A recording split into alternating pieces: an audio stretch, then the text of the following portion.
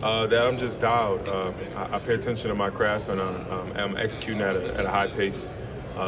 And everything I did in the past, it led me here to this point, so I want to most definitely show that. Jahdae, you play well at corner, but has any team talked about you moving to the back end and playing safety? And do you feel confident in your ability to play safety like that? Most definitely. A few teams talked to me about playing safety, either nickel, just with run fits and things like that. It's all been a blessing just to have, and a lot of teams asked me which one did I prefer, and honestly, I told them I want to play all of them. It always was beneficial for me. Coach Joseph, he taught me if I can know all of them, I had a better understanding of what everybody's job was supposed to be going on when I was at different positions, just knowing everybody's responsibility. So it allowed me to play much faster, just knowing his point was point A to B, my point was C to D, and things like that. So I just kind of put it all together and just made it my little chess game. And you might be one of the most elite, if not the most elite, zone corner in the draft. How confident are you in your man coverage? Are you looking forward to showing that on the field? I'm most definitely confident in zone and man. I did it. I played man in the slot. I played man even in our zone coverage. Our coverage 3, it was a match 3. We matched a lot of red lights, so that's how I had a lot of PBUs on red lights and things like that. But I'm most definitely confident in my ability.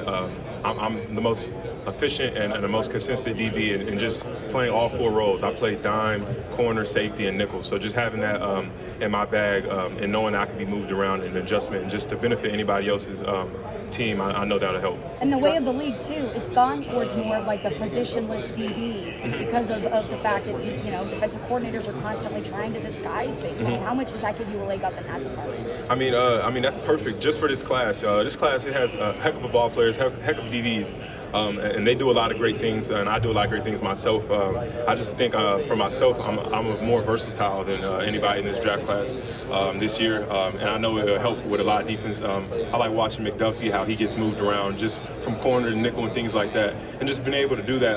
A team won't anticipate where I'm at, where I won't be throughout the next week and things like that, or the next drive. So just having that and having that installed, and for any team, I know it'd be beneficial. Jahdae, you play more outside corner this season, right? Than in previous years. And yes, sir. Just how comfortable are you if a team needs you to play a little more outside than in the slot?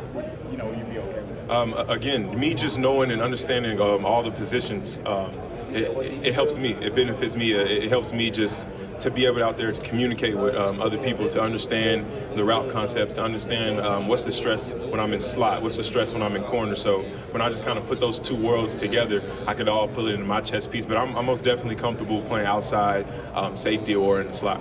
Jahdae, have you met?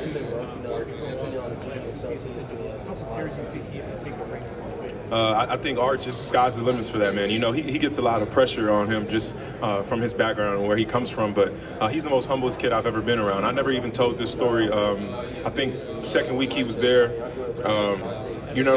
As a freshman, he's like 2 lockers down from me. He asked to take my loot to the laundry thing. I told him, like, Arch, you're good. You don't have to do it. But he just wanted to do it. He wanted to show me that he wasn't better than anybody, that he was still a part of his team, and that he was a freshman. And I told him he didn't have to do that, and I told him appreciate that. But sky's the limits for that kid. He listens. He pays attention to Coach Sark and his game plan, and Coach Millie. That's an amazing quarterback coach. And then he was behind a great quarterback, Quinn, just taking encouragement and taking acknowledgement and just understanding the game and understanding Coach Sark's scheme. You put another hybrid type DB at Texas and Ron Walters now. Was that kind of like playing with him? What did you learn from him and kind of feed off each other? Me and Ryan, we're different sizes, but when I played the boundary, most definitely I watched a lot of his tape, got his movement on how he taxied, moved around the ball and things like that. Ryan was very smart with his taxi, just showing different looks and playing something else. So that's what I took from Ryan and a lot of his game, and Ryan was a big physical corner. I'm not as big as Ryan, but I do take the aspect of being physical. Jahdae, have you met formally with the Dallas Cowboys? Yes. How was that meeting? It was amazing. Amazing experience. Growing up in Austin, obviously, so close to home. It'd be a crazy feeling to obviously put that star on, but it had a great interview. Jahdae, what's something that you specifically worked on that you felt like there was a point in time where you showed up on film or in a game and you were like, man, I dedicated so much time to that, and that now is part of my game? I do a lot of great things. I would say a weakness that I had, and I'll just go to my strengths after. A weakness that I had was blind spots, just allowing people in my blind spots and not understanding I have to get better width first. I have to get better width and better depth to allow people not to get in my blind spots. And Coach Joseph, he helped me with that later on in the season. And another thing he also added, if any in doubt somebody did get in my blind spot, just speed turn and just use my speed and get back in position. So that was something I took on. And then for a positive standpoint, that it really improves my game every single week, week in and week out. Something that Coach Joseph taught me again as well was red light, yellow light, and green light. Red light was a tempo thing. It was when a quarterback would get in this drop, and if he didn't move, if he stood right there where he caught the ball in shotgun, that was a red light. That was an indicator for run RPO. That was nice. Yellow light was 4 to 5 yards, 4 to 5 yard drop. Typically, you'll kind of get a deeper glance, 8-yard hitches and things like that, and that was yellow. And green light was quarterback drop was 6 to 7. That's when you get your shots. You'll get 15 yards and above. You'll get big posts, big comebacks and things like that, digs and things like that. So just me being able to see that, reading 2 through the queue was amazing for me. It allowed me to play fast and learn the route concepts. Just understanding that if you understand the route concepts from red to yellow and green light, I could have went out there honestly without getting a defensive call and still play football. Was there a game where you remember like, man, it really clicked for you, or like it showed up that you were able to point to and you're like, man, I'm making that progress I want to see? Yeah, once I really dialed in on that, just understanding the quarterback's drop.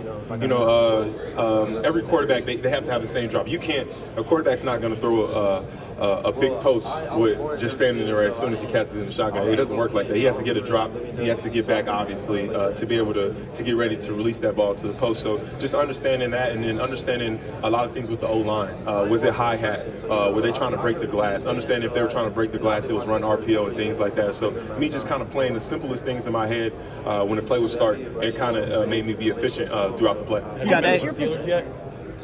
Have you met with the Steelers yet? Yes, sir. What was that like? It went good. They were just finding about me, really, honestly, who I was as a person, the things that I faced, obstacles. Obviously, I faced a lot of adversity, just a lot of growing up to do, and I grew up perfectly, just maturing in the right way. Thanks to Sark for that. Just helping me on and off the field. He always told me, better the man, better the ball player. So just taking that into consideration every single year and every single day about my journey, it really changed me, and I matured a lot, just building connections, graduating, and then turning my life around just on the field, just how I took about the treatment room and things like that. Did you have a formal interview with the Packers? Pardon me, I'm sorry, I didn't hear. Did you have a formal interview with the Packers? Yes, I did. It went amazing. It was very good just for me to talk football with them, to tell them how versatile I was and things like that, the things I could do in the background. And they most definitely asked what position did I prefer. I'm pretty sure I told them it really didn't matter. Honestly, I like just being moved around to create value for myself. That's why I wanted to go back to Texas, to create a lot of value for myself. So honestly, so I can be up here standing and talking to you guys today. What about the Bucks? Did you meet with them? No, I did not. I did not meet with the Bucks. I do want to meet with the Bucks, but I did not. So if the Bucks is seeing this, please come talk to me. Oh, yeah? Buffalo, you meet with them, Buffalo? Yes, I did. It went amazing. Did you meet with the 49ers? No, sir. Hey, Jahdae, who's next up at Texas? Who's next up? I love a lot of guys. Let's do this. You pick 2 positions, and I'll tell you. Corner. Corner. I love Kobe, and I love Manny. Manny, the growth of him and the maturity. Just how willingly his smartness through the meeting room. You know, I was in the meeting rooms with him all the time. He was so smart. He understands the route concepts just as well as me. And we play man differently, 2 type of ways, but the growth from him is going to be amazing. And then also Kobe, just his length. And I know Coach Sark and them, those guys, they're going to learn how to use his size, and they're going to use his size tremendously. That's a big body type frame, kind of like more like Ryan Watts and things like that. So the more he just grows and engages with the game, it's going to be amazing. And I'm still so proud of Michael Taft. Michael Taft, he helped me and Andrew Mukuba get up to this point. We used to train with him every single day, and Michael Taft was a heck of a leader on our defense, heck of a communicator and things like that. And also Jelani McDonald, he's somebody that you can just move around. He's a ball player. Jelani McDonald, he's going to be special, and that's God-gifted talent right there. But once he just kind of just keeps growing and just understanding the game, he's going to be amazing. You mentioned Coach Joseph off to the Saints now. Can you talk about what he meant to you and your development at Texas? Yeah, I'm proud that I'm proud he got the job at least when I was gone. I didn't want him to leave me, but I'm proud of Coach Joseph for just accomplishing more, another stepping stone in his life. again, Coach Joseph, he changed me completely on and off the field. Helped me academically. He helped me off the field just grow, just how to watch film, understand film, and things like that, and how to talk through ball. So without him, like truly without Coach Joseph, I wouldn't be here today. He completely put me in this position today. It's a lot of people that have been a part of my life that helped me get to this point. But if it wasn't for him, I honestly wouldn't have did any and had any of the success that I had throughout my last years of college, and I wouldn't be here today talking. How you doing? So a lot of times when you listen to pressers of your opponents, you guys have some great wide receivers, but you were the name that came up as like the threat to watch for. So what do you do to prepare as a dual weapon, blocker, receiver, everything that makes you the biggest threat on the team? Yeah, I would say initially that Coach Sark says that tight end's second most important position in our offense, and so I just went into every week trying to prepare like it was.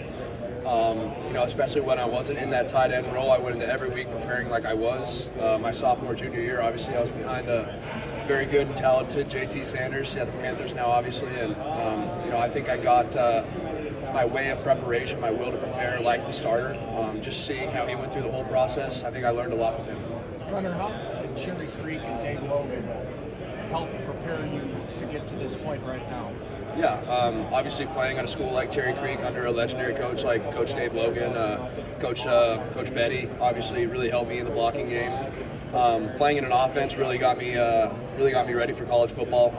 I think it was really a pro-style offense that I've played in really since middle school. We used it. We used the same system in middle school going into high school, and then obviously using the pro-style offense in college with Coach Sark, who's to me probably the most brilliant offensive-minded head coach in the country. So I was super lucky to have him in my corner. Super lucky to have Coach Banks in my corner. Gunnar, what do you remember in the Cotton Bowl game going against Ohio State's two safeties, but primarily number 8, Lathan Ransom? Yeah, I mean, just the first thing I can say about Ohio State is probably one of the best defenses I've ever played. Just best all around, best players, best scheme. Obviously having those two guys in the back end to help get everybody organized, everybody lined up.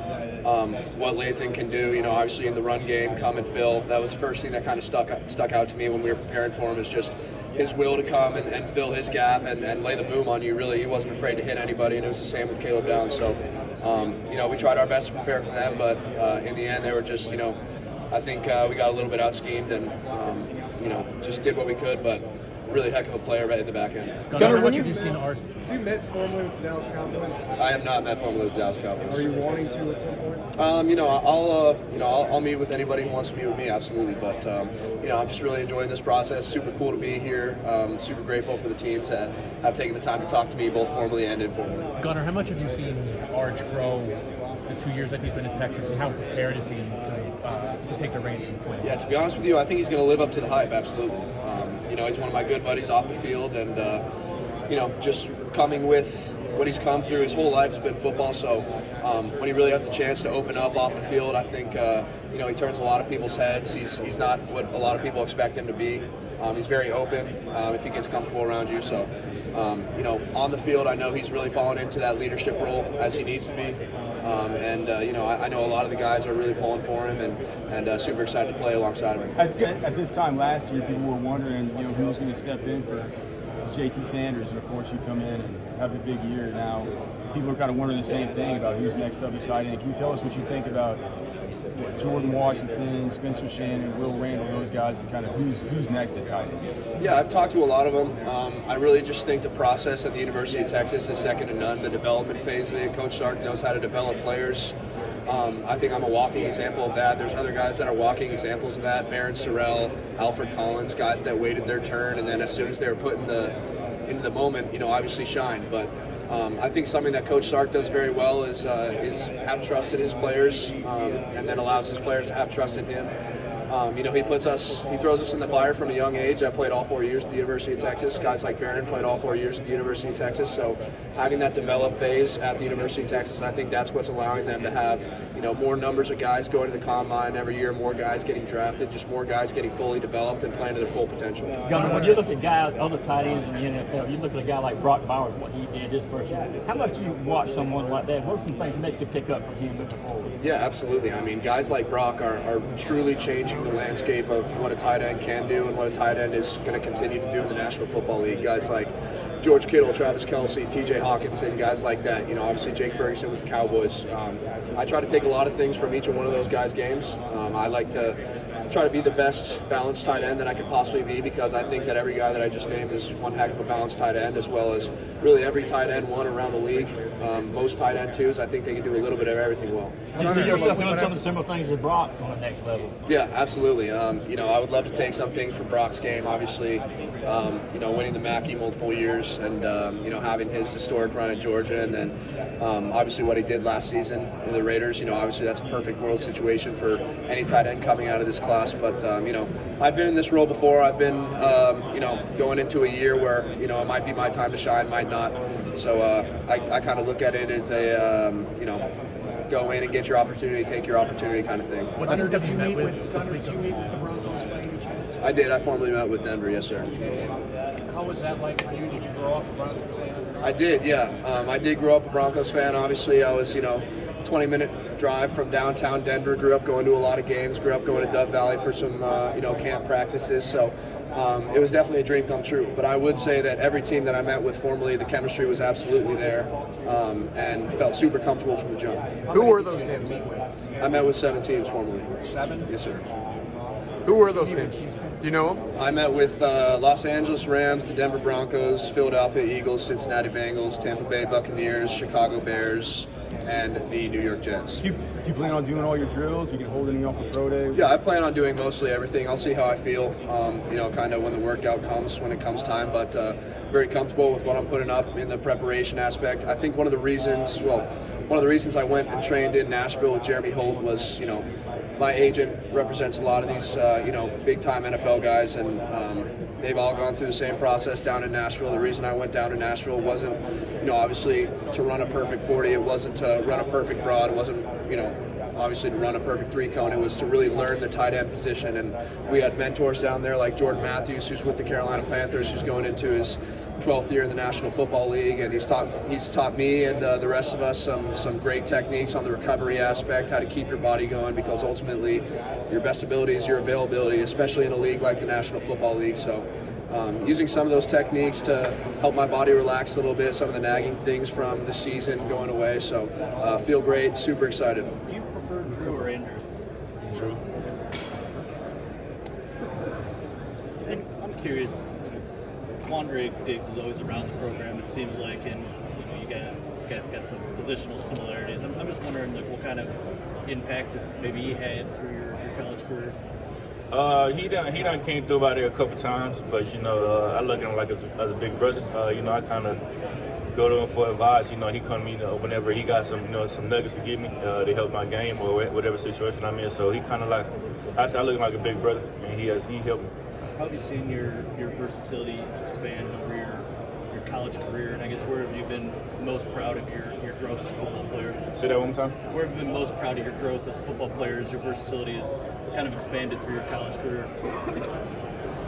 Just I feel like my last year just coming in, being able to do what I did, because I feel like I wasn't really happy with what I've done the last 3 years. I still have more in my tank and more to show. That's why I made the decision to come back for my 4th year. But just being at Texas also helped me, as from a outside of football standpoint, but also on the field. I feel like I was being put in good position to be able to make plays and really show what I can do.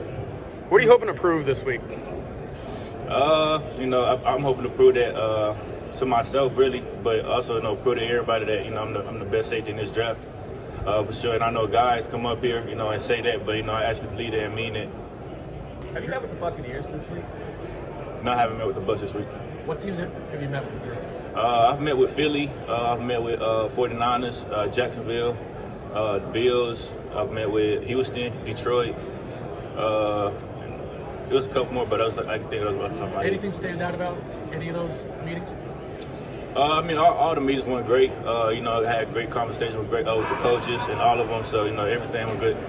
Andrew, your guys' secondary was really the only one all year that was able to slow down Jeremiah Smith from Ohio State. How do you guys feel like you were able to do that?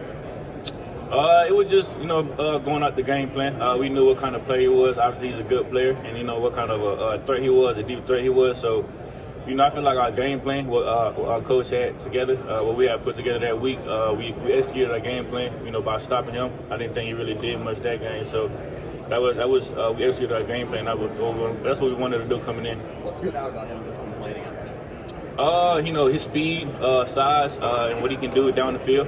Like I said, he's a good player. He's gonna be a great player. Once his time comes. But no, just his speed and his ability to catch the ball out there. Drew, how prepared do you feel Arch is to kind of take the reins, and how much have you seen him grow over the last year? I feel like he's well prepared. I feel like kind of seeing a glimpse of him, the times that he was able to step up, help the team. But I feel like, when his time comes also, he's gonna be one of those good players that's, coming out. But not seeing his growth, it's not easy to be in a position he was, but he's a guy that puts the team before himself, unselfish. So it was good for him. Andrew, I want to ask you about the SEC championship game. It looked like you might have decapitated the Georgia quarterback. Can you take me through that play, and were you a little surprised he was able to get up from that hit, because that was probably one of the most brutal hits in college football last year? Yeah, I was a little surprised, but the situation we was in, all I was trying to do is get the ball out as any means possible. So, we was in overtime. Obviously, he chose to run up the middle. And I would just think, just hit him as hard as I can to where the ball comes out. And then if the ball would have came out, then that would have been a win for us. But, shout out to him, though. He was able to get up, bounce it off, and he was good. And what would you say, just curious, what would you say about that Georgia team that you played in the SEC title? Their season didn't end the way they wanted, obviously, but you guys played them twice. So what would you say about the Kirby Smart Georgia team that you guys played a couple times? It was a good team. Obviously every time they showed up to play us, they definitely showed up. They were well prepared. But it was a team full of good players all around, from the D line, to the O line, to their receivers, the quarterback, the running back, and their back end. So that was a good team, I'd say. Your family came to America when you were young, right? Right. What do you remember about that experience? It wasn't an easy transition for us. Just coming from a different country and coming here. We had to learn things. Get adjusted to certain things. Obviously the environment, and but my family and I, we did a great job. Obviously my parents, both of my parents did a great job with us. Look where I'm at now. So just shout out to them. What was the hardest part? You were pretty little, I think. What was the hardest part of the adjustment? You talking for me? Yeah, for you. Just coming from a different country, speaking a different language, just trying to fit in the environment, as far as school, trying to make friends, be able to go out there, have fun. But I feel like everything went smooth, though, for me. It was kind of a harrowing experience for your parents, right? They were leaving. It was like a refugee situation. Right. What did they tell you about that, or what memories have they shared with you about that? That was a long time ago. I feel like my parents don't really bring it up no more, and I was at a young age, so it's only so much I can remember in that moment. How quickly did you pick up English? Your English is perfect now. I picked up English pretty quick, because when I was back then, we used to go to school and learn English where I was from. So when I was there, I was able to speak English, but it wasn't as fluent. But just going to school, being around friends, and all I spoke was English. The only time I don't speak English is when I'm talking to my mom. What do you like to do off the field? Off the field, I like to play with my son. What I like to do off the field, I got a 16-month-old son. He keep me on my toes. So whenever I'm not on the field, that's mostly what I'm doing, having fun. How meaningful do you think that your first NFL practice or game is going to be when you get to see your son after that game and really show him how far you've come and the life that you're building for him? It's going to be great because, for me, like I said, I had a chip on my shoulder, and that was part of the reasons why, I was able to do what I was able to do. I was focused just because of him. But that moment would be great because, I'm just trying to set a great example for him coming up, just knowing that, just trying to really teach him hard work pays off, because that's all I've lived off of, and that's how I got here. Who is one young Texas player you tell people to look out for next season? I would say Colin Simmons, but everybody already knows about Colin Simmons. But I have to go with I had to go with Xavier Filsami.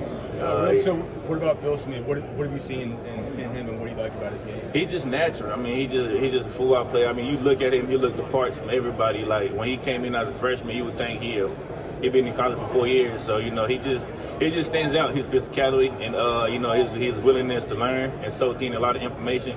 And he's not afraid to ask questions. So I feel like his future is bright. Can you talk about Bam and his impact? Yeah, definitely Bam. That's my dog, man. You know, he's a guy that because coming out of high school, I was mainly a receiver.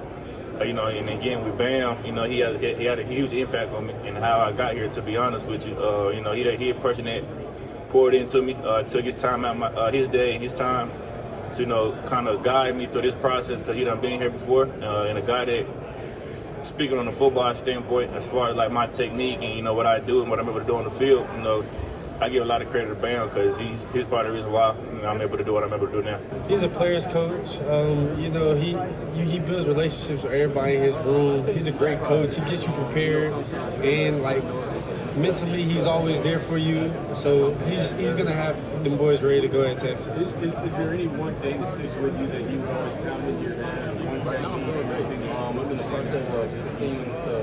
him, he just wants you to be as sticky as possible. Every time at the catch point, be there, be physical, play through the hands. So he's gonna have the boys good. And then as far as his recruiting, he's 7